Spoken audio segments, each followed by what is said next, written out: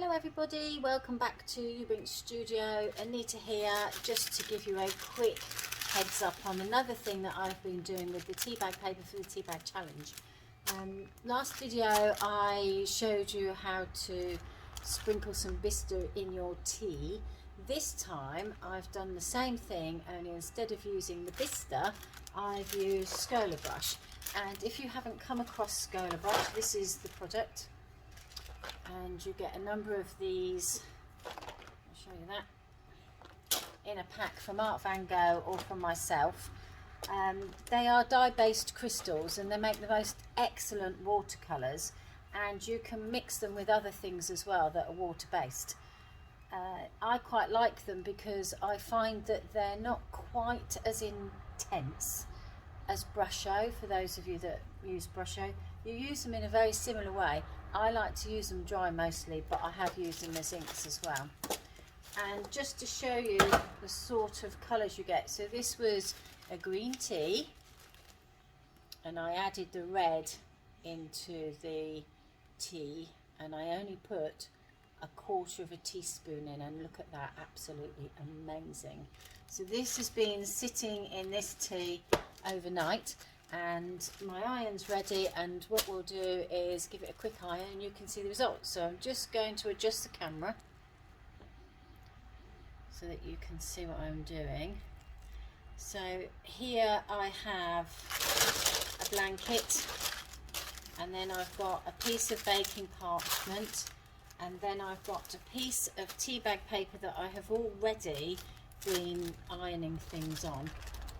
Now, I have got gloves on this time because once you get the Scolarbrush on your hands, it takes quite a lot of bleach to get it off because of it being dye based. I mean, look at this amazing colour. So this had green tea in it, and then I added the dye based crystals, and now let's see what happens. Take that glove off so I don't get too much on the iron.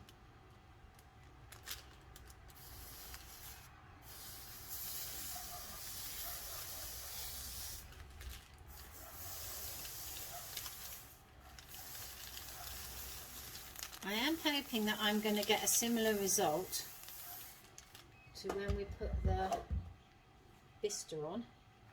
I don't know, because this is the first time I've done it with Scolarbrush, and yes, we are. I'm getting the same results.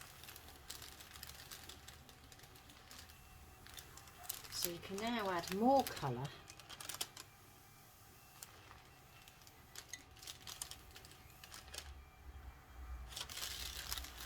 Don't forget, keep your iron moving. Don't leave it on to dry too long.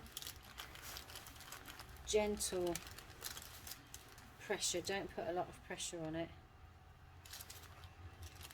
The iron is not on steam, there's no water in this, the steam is coming from the wet paper. I have got the iron set just underneath the maximum button, so it's on a 3 instead of a 4. And it's not a very expensive iron either, as you can imagine, because you wouldn't want to do this with a really good iron.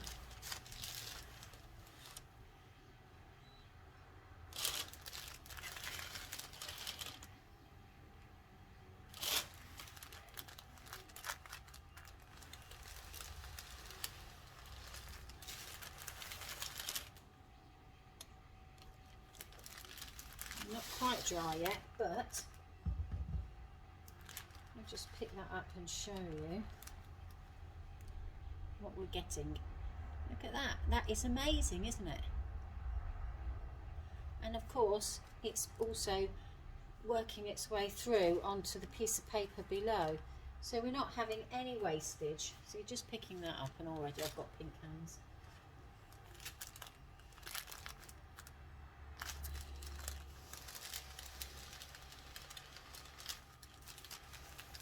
Scolarbrush is one of my favourite products. I do use quite a lot of it, but I can tell you that it goes a very, very long way. If you're using it just as crystals, you can sprinkle it onto things and then spritz it with some water, once you've spritzed it with the water, it becomes alive. What you do have to remember is, if it gets wet again, it's going to come alive again. And there you go. We have the most amazing red with all that pattern on it. Okay. So you get 12 colours. 1, 2, 3, 4, 5, 6, 7, 8, 9, 10, 11, 12. I was just checking. You get 12 colours in a Scolarbrush pat. So believe it or not, that's lemon yellow. That's a bright green. That's a leafy green. So they're not the colours you think they are. This is sienna. I love this one. When you sprinkle it, all the different colours come out. That's a purple. This one is black. Don't use too much of that. This is bright yellow. And orange. And turquoise. That is a lovely turquoise. Bright blue. Scarlet. And bright red. This is the bright red. So from that very dark reddy colour that you can see in there, we have got this amazing red. Okay, so have a go with other things. Have a go with Brusho if that's what you really feel like doing as well, and see the difference. See what you can get with them. I'm just going to lift this up again so you can actually see my face instead of listening to some strange voice. So, as I say, give it a go. Have a go with some Brusho as well, because that's quite exciting. And any other paints or any other dyes or anything, only if you've got them left over. So if you like to dye things and you're using your dye bath up and then you've got the ink left, mix it in with the tea. Especially Procyon dyes, they work really, really well. And again, because you can get them as a powder instead of mixed up, you can just add as much or as little as you want into your tea. I have to say, I'm liking the green teas and the fruit teas for the lighter colours, and then I'm using black traditional teas for the darker colours so that you get more intense colour with them. So I have got somewhere another pot, hold on a moment, with some more in. Oh, there it is, look. So this is with I'm going to move that off there. This is with a black tea, and I have just left it so that it's dried on its own, and now all it needs is a good iron. So should we give it a good iron and see what we get? There's another one in there as well. I'll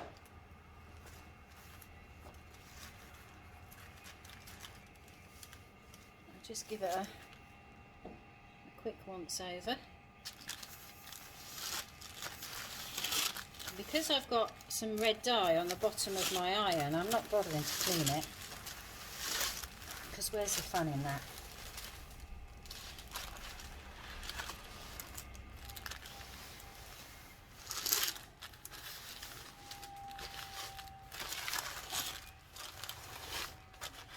The paper was still damp. Look at that. How amazing is that?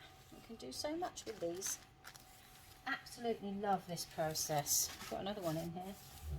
In fact, I've got some darker ones over here.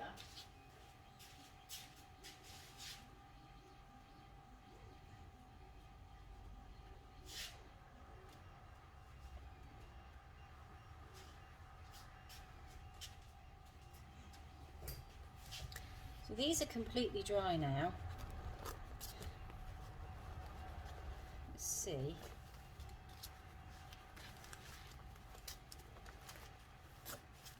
What we can get from them.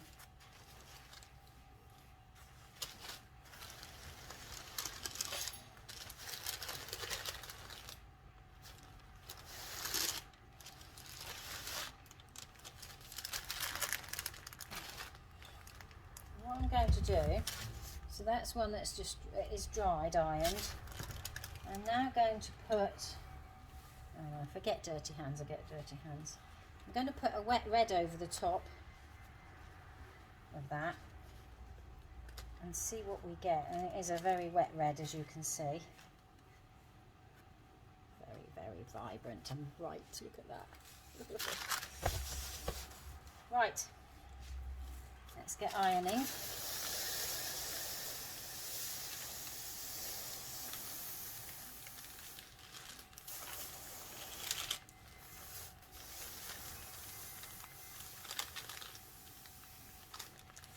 I have got my window open beside me because of the steam.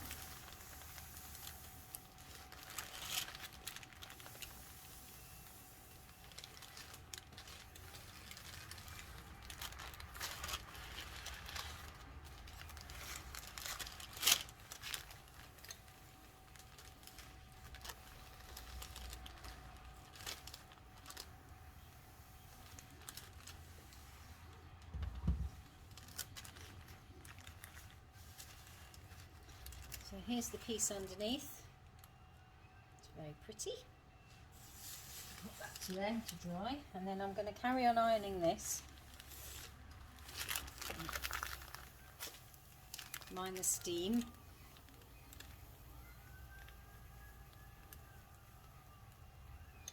Sorry about the ambulance noises in the background. That's because we're right on the A47, so we get to hear a lot of that, unfortunately. Hopefully the persons that are in there are okay. Now, see the bottom of my iron? It's quite minging. I'm not going to clean it. So that's that one. And now I'm going to open up another one that's almost dry. It hasn't got a huge amount of colour on this one, but I'm going to run over it with the dirty iron. Actually, that is quite interesting because none's come off. Weird. Possibly because it was already dry. So what if we put this on? This is very much how I work. If something is not working the way I want it to, then I think, why is that? Obviously the one underneath is too dry to take any of the colour off the iron. Therefore, we'll put some damp paper over the top of it and see what we get. And I quite like it. So can you see these red lines that are appearing here? You see? So do experiment, do try and see what you get. So now I'm getting some more colour on this as it's getting, as the damp is getting through. And we're getting more and more. So it's like a very pale pink now. See?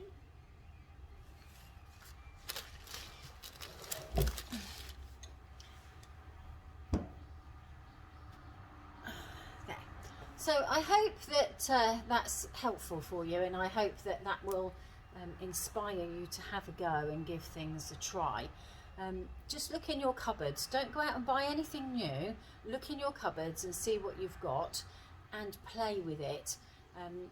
It's something that we don't often give ourselves a chance to do, and now that we're all stuck in our homes or our studios, or you know, if you can get into the garden before the snow arrives, you know, see what you can do. And I look forward to seeing the results. And talking of snow, when that arrives, fingers crossed it does, we'll do some snow dyeing. Talk to you soon. Thank you.